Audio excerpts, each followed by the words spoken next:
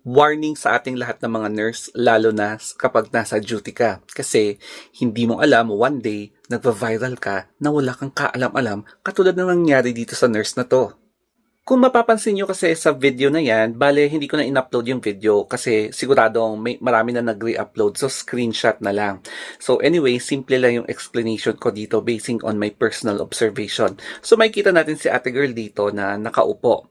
And akala ko nung una, busy lang siya na naka-duty. Pero eto yung napansin ko, parang baliktad. Siya yung nakaupo, tapos yung binibipi niyang patient, nakatayo. So parang, ha? Mapapaganon ka talaga, no? Pero para sa akin, mahirap din mag-judge, no? Kasi wag nating i-base yung short clip na yan para i-judge si ate girl na nurse na naka-duty na, nakaupo habang binibipi yung nakatayong pasyente.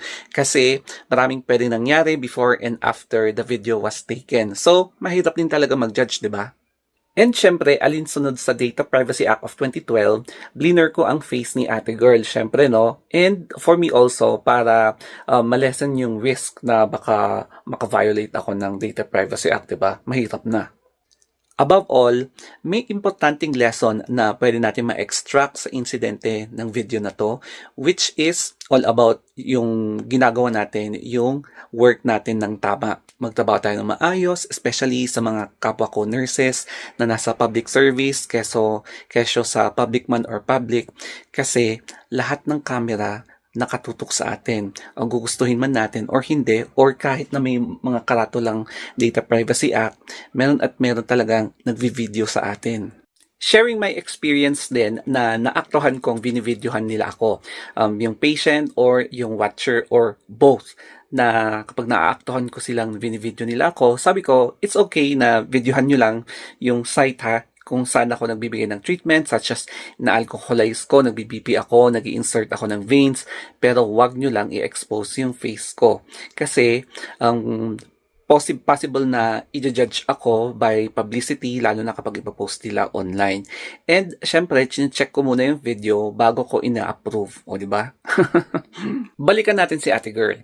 And for sure, nag-letter of explanation siya sa kanyang mga seniors. And pinag-e-explain siya by telling what, when, where, how, mga ganyan, parang blatter sa ER, explaining yung nag-viral na video na kung saan na-expose ang kanyang face. So, syempre, siguro in defense of the institution, bago sila mag-release or mag-upload ng public explanation, i-scrutinize pa nila kung ano yung nangyari bago sila magre-react. Kasi titimbangin nila kung ano yung possible na naging fault ng kanilang staff, or baka naman meron ding fault yung nag-upload na video, secretly recording yung naka-duty na nurse na yan. So, it's a two-way scenario, hindi lang one-sided scenario. And lastly, ito yung talagang importanteng realization bilang isang content creator as well as a healthcare public servant na I should be always mindful kung ano yung mga kino-content ko. Lalong-lalo na kapag yung topic is related sa trabaho ko. Kasi mahirap na, no? Baka yung mga contents ko will be taken against me. So, I'm very thankful sa mga friends ko, mga relatives, kapamilya na they constantly remind me to be checking my mga videos before ko i-upload para hindi ako ma-technical. Lalong-lalo na ngayon na kung saan-saan tayo nag-a-apply.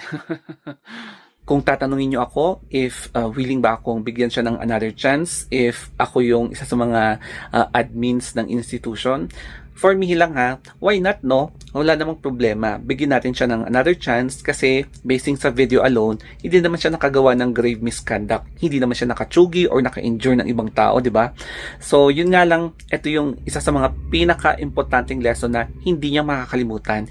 And by this video, sigurado, mag-move forward siya at i-improve pa ang kanyang professionalism sa work. And of course, para sa nag-upload ng video, siguro dapat careful din siya, no, na wag basta-basta din nag-upload in public kasi pwedeng mag-backfire ang video na to, especially kapag naisipan ng pamunuan ng institution na mag-file ng case against the uploader. So, case to case in both sides. So, I hope na nagets nyo ang aking reaction and I hope na gustuhan nyo ang aking reaction.